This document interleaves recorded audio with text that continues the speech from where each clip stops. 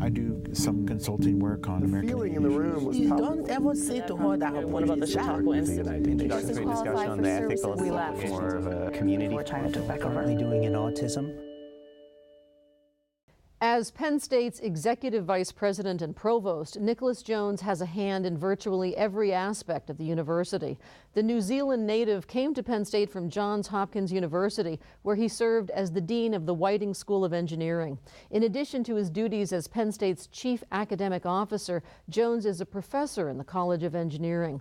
We'll talk with him about what enticed him to join Penn State, about the challenges facing higher education in the 21st century, and about his vision for the future of Penn State. Here's our conversation with Nicholas Jones. Nicholas Jones, thanks so much for joining us. You're welcome. Nice to be here.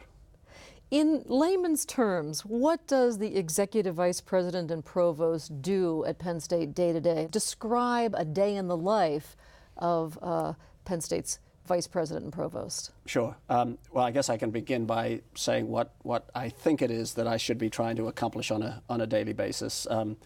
So first, as the provost, I'm the chief academic officer of the university. So I have Underscore academic. Yeah, underscore academic. I have complete responsibility for all academic functions in the university, extending to students, in partnership with the vice president for research, the research activity that takes place at the institution. So that's very, very broad. Faculty matters. Ultimately, I'm responsible for the appointment with the president of new deans and academic leadership. So that I would say is probably the most important part of my job. I think I also function as really the chief operating officer, just in terms of making sure that the institution runs smoothly on a daily basis. And then I think a very important part of the job that kind of pulls those two pieces together is I have a responsibility for strategy and strategic planning. As you can imagine, on a typical day, there are just all kinds of things that come rolling in through my door.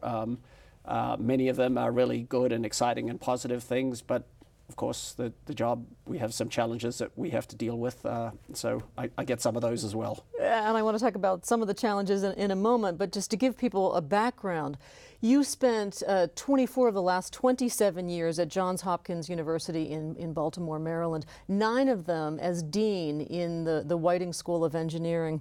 Penn State was never on your radar, so I'm wondering what enticed you. Why did you decide to take this job, and especially now? Yeah, so well, when I say that Penn State wasn't on my radar, I mean that it wasn't on my radar in terms of I'd had a long-standing desire to come here as a faculty member or in a leadership role. You can't spend 24 years in Baltimore without being aware of the presence of Penn State 2.5 hours up the road. This very early on in my tenure at Hopkins really learned to understand and appreciate the incredible institution that Penn State was, and the quality of the work that was going on here and the reputation of the institution.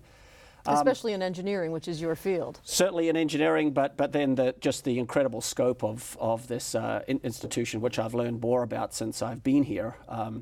It's even broader than I had originally imagined.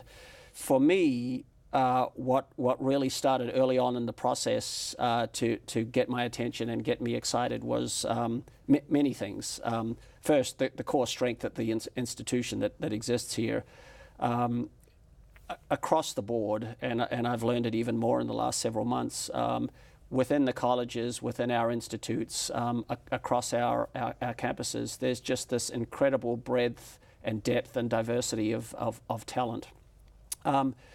The other part that probably, in all candor, was perhaps a little bit of a concern was this institution has been through a lot in the last couple of years, and what I saw was, moving forward, a real opportunity to come here and do everything I could do to help the institution move forward. So I felt this energy and this resolve and this strength within the community. that people were looking to move forward and really advance the institution. So you felt you could make a difference, and especially it sounds like in light of the fact that this is a university that suffered some hard knocks. Right. Yes, absolutely. And I just felt this energy here among the people. At the end of the day, I consider my role to be a facilitator. What you really need as a facilitator is the people here to believe that they can move the institution forward, and I really felt that in spades. As Dean of the Whiting School of Engineering at Johns Hopkins, you described your role as offensive lineman. And you are known really for collaborating, for innovation, and for cross-disciplinary partnerships. Where do you see potential for that here? Well, I think the potential at Penn State is extraordinary. There's already been some efforts in that direction under the previous leadership here, and I know that my predecessor, Rod Erickson, was involved in the creation of some of the institution's inter-college, inter-unit institutes. The PSIEE, the Materials Research Institute, the Social Science Research Institute. These are already in place and have been very successful as enterprises that have pulled faculty and students from different academic homes, primarily colleges and to some extent campuses, and pulled them together and packaged them in different ways to go after go after problems in a different way. I think the success that those institutes have had bodes very well for the future. You mentioned Rod Erickson, who of course was in your position before becoming president of Penn State. He'll be retiring, which puts you in a rather unique position. So you're vice president not knowing who you'd be reporting to. Right. Some might think that that's a little crazy to take that on. And actually, this was a question that people were quite direct with me about during the interview process. And my basic response was, I think I have a fairly good track record of getting along well with people. Second, my understanding is that what the Board of Trustees is in the process of doing is installing a new leadership team for Penn State. The traditional way to do that would be, sort of the more corporate way, would be you appoint the chief executive, and then he or she will appoint the people who report. I think that the board is taking a slightly different approach and stepping back and looking at putting the right team in place for Penn State at this moment in its history. You left a world-class institution, especially in the area of biomedical engineering. And I'm wondering, in your short time here now, what you learned at Johns Hopkins University that you would like to see adopted here at Penn State, and vice versa. So I should begin by kind of framing that transition a little bit. A lot of people have said, boy, you've come from Hopkins, it's a private institution, now you're coming to a large state-supported institution, the scale is different, everything is different, and that's all true. But when you boil it, at the end of the day, institutions like Hopkins and like Penn State are about their people. And when you boil it down to the people, I find the same commitment, vision, dedication, passion here among the people at Penn State that I found at Hopkins. If that's there, then you've got great raw material to work with.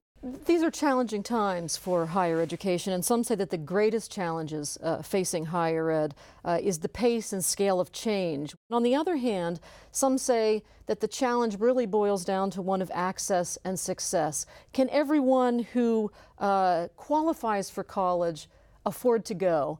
And if they go, can we make sure they graduate? Mm-hmm. So, well, first of all, I would say that it really does feel like we are in a period of almost unprecedented change and challenge in higher education. I feel like I need to subscribe to the acronym of the week club, because really not a week goes by that there is not some new like MOOCs. Thing comes across my desk that has an acronym attached to it, and I'm still busy learning all the Penn State acronyms, so with all these new ones it's even more confusing. This for me, I think, is is a big challenge, but also just really an extraordinary opportunity for Penn State. When I came here, and I would talk to colleagues and friends about what I saw at Penn State, I would describe it as being sort of an unusually structured institution with the sort of one institution geographically dispersed. That we have University Park with its great colleges. We have the system of campuses around the Commonwealth, and we have a rapidly emerging world campus as well. What I came to realize actually very quickly is it's not unusual, it's unique. I mean, this is a really special structure that this institution has. I think there is probably no other institution in the country better positioned than Penn State to think about what higher education needs to look like 10 years from now, or I guess we could say 2020. That's a good year to be picking on. And I think Penn State has a unique collection of assets and a passion and commitment among the people to try to ensure that we are a very high quality institution, the best we can be, but at the same time meet our really important obligation to provide a quality Penn State education to everybody who has the background to be able to take advantage of it. So to the extent that we can reach out, particularly across the Commonwealth, and ensure that every Pennsylvanian has access to the quality of education that Penn State can provide, I think it's an institutional imperative for us to do that. How we do that, it's not easy. We are in a time of challenged budgets and change. But it's an imperative for us to do so. And it seems that more people are looking at a college education as a private versus a public good. We look at the state of Pennsylvania, where now Penn State's budget, only 6% of it comes from the state. And that begs the question, what does it mean today to be a land-grant university?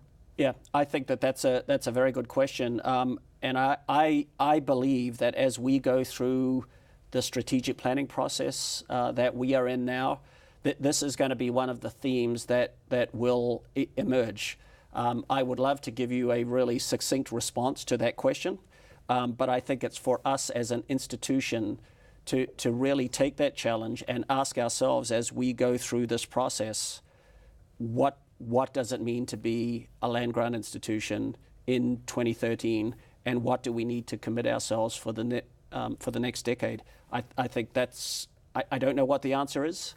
I have some ideas, but I can tell you that we've got tens of thousands of people out there who have a lot of great ideas as well, and our job is to try to figure out how to pull all of those together.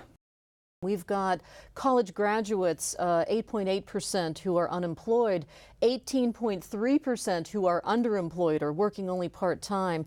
I'm wondering, from where you sit, what are the majors that make sense? And I'm wondering what your ideas are there. Right. So I actually have a fairly simple answer to that. I believe that every student who comes here should only take.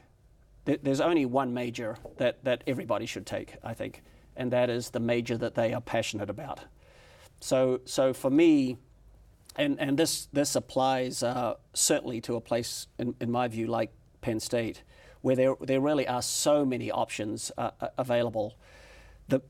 Our students are going to graduate with a great education. First and foremost, that is what they're coming to Penn State for, is to get a great education. Then they should choose an area of study or a disciplinary focus that they are absolutely passionate about. But many say what we really need to do is create that fire in the belly for things like the STEM major, science, technology, engineering, and mathematics, something that actually is done in New Zealand. Mm-hmm. How can we get high school students more fired up about those subjects? Yeah, so, well, I would say, let me answer that in two ways. First, I would say that Penn State is not standing still around this education issue. In fact, we have a general education task force that I think is doing a tremendous job in rethinking the whole general education paradigm. And I'm pretty optimistic, actually, that when they report out on their work, in a year or two, that they will be giving us some ideas to think about in what we now call general education that really have the potential to be transformative. And I hope that we may be able to repackage sort of some of those core, what have generally been characterized as general ed requirements, into much more interesting packages that will not only motivate our students here at Penn State, but also be a draw for young men and women out in high schools who are thinking about their education. I do believe that there is more that we can and should be doing in terms of reaching out to high schools to help our teachers and help our students be better prepared for some of these STEM disciplines. You talked a moment ago about the vast opportunities for students at an institution like Penn State.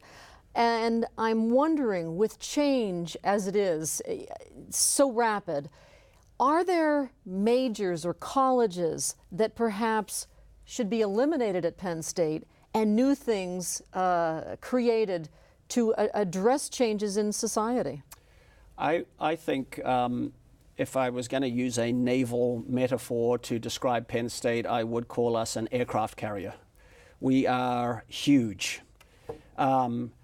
That said, I think it's very important for this aircraft carrier to be able to really turn on a dime, to be very agile and very responsive. Now, part of what makes the Academy great is we go back through centuries of history, and the Academy has evolved. But if you go back hundreds and hundreds of years, there are still parts of the Academy that we still embrace and we do them respect. because we've done them since the beginning of time. Right. And there's a consistency and a comfort that comes from that. That said, I think our ability to be very agile and look for opportunities to create new programs when we perceive that the need or the opportunity exists, and to look at other programs and say, we're going to create these new it's always easy to create new things. It's much harder to look at existing things and say, what, that's run its course, and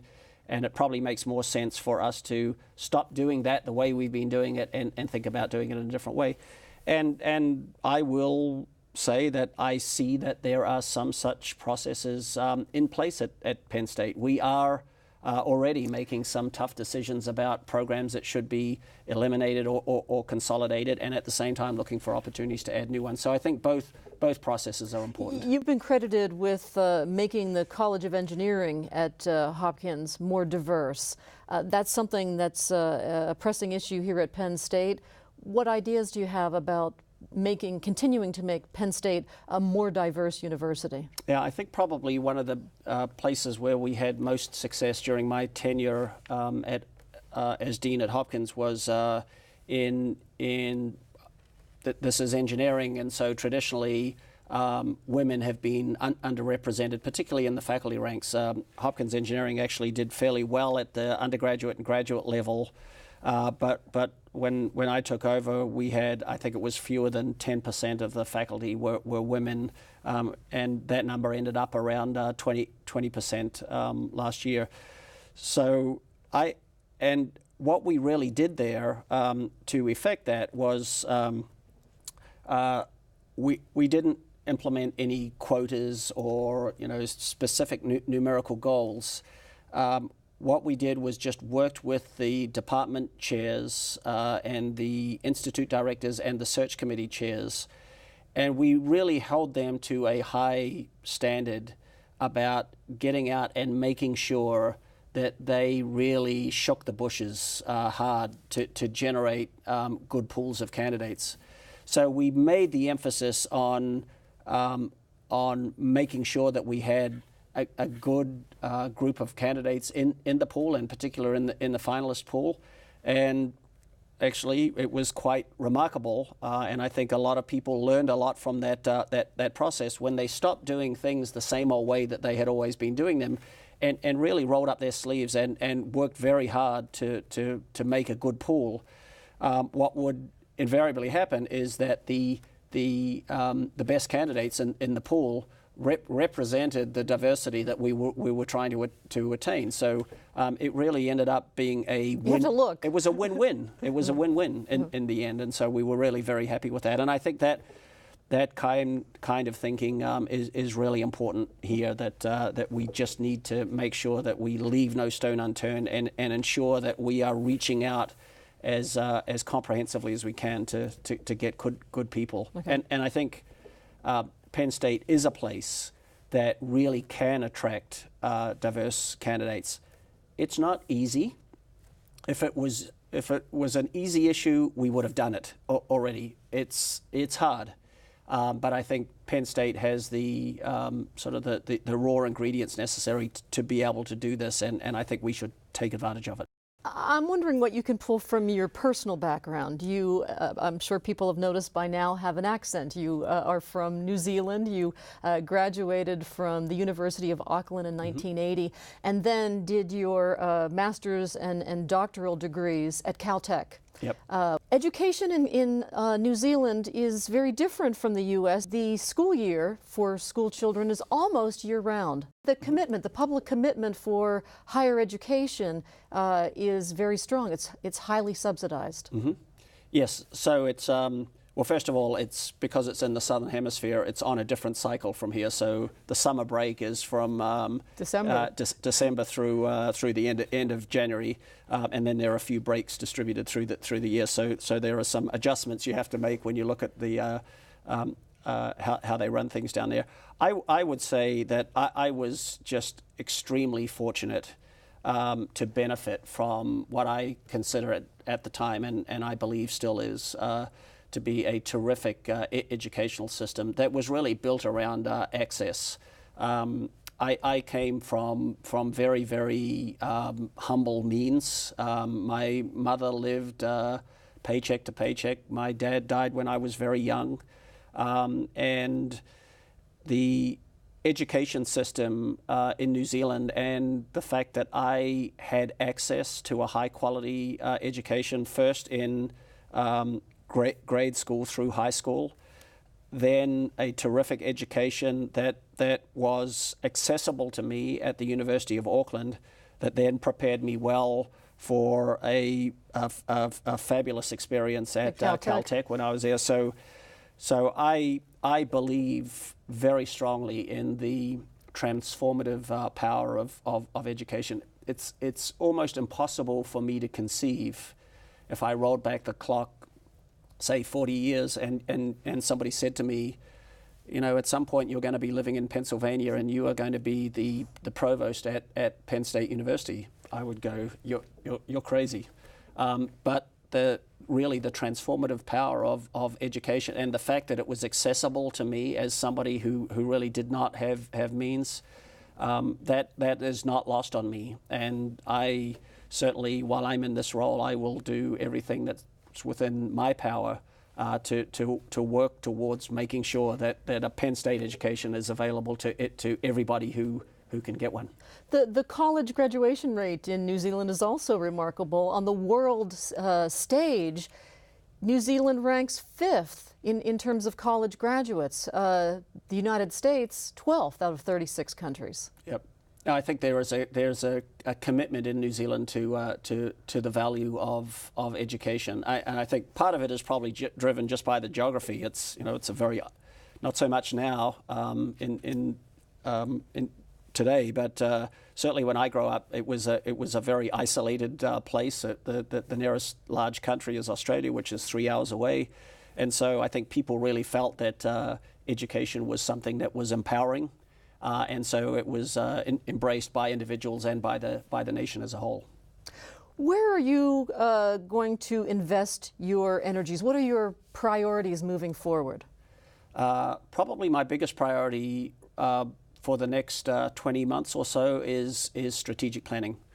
There's there's the COO part of the job, lots of things to take care of, many papers to sign on a daily basis. But I think probably the most important thing that, from my perspective, I'm involved in for the next 20 months is working with my colleagues throughout the institution to help us develop a really, what I would characterize as a really important strategic plan for Penn State. We've had great plans in the past. They have served us well. But this is a really important moment, I think, in Penn State's history, not only because of things that have gone on internally, but also the external environment brings a lot of uncertainty and a lot of challenge. So we need to, in my view, strategically plan as we have never strategically planned before, and be very creative and innovative in how we think about the institution and what our way forward will be. Nick Jones, thank you so much for talking with us. You're welcome. My pleasure. I hope you enjoyed our conversation with Nicholas Jones. Comcast subscribers can watch this program anytime on Penn State On Demand. Find out how through our website, conversations.psu.edu, where you'll also find additional video from this interview. I'm Patty Satalia. We hope you'll join us for our next Conversation from Penn State.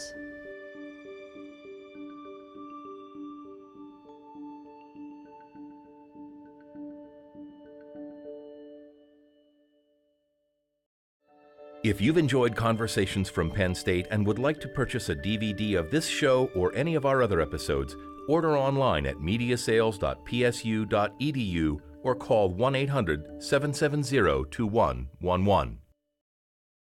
Production funding provided in part by the Corporation for Public Broadcasting and by viewers like you. Thank you. This has been a production of WPSU.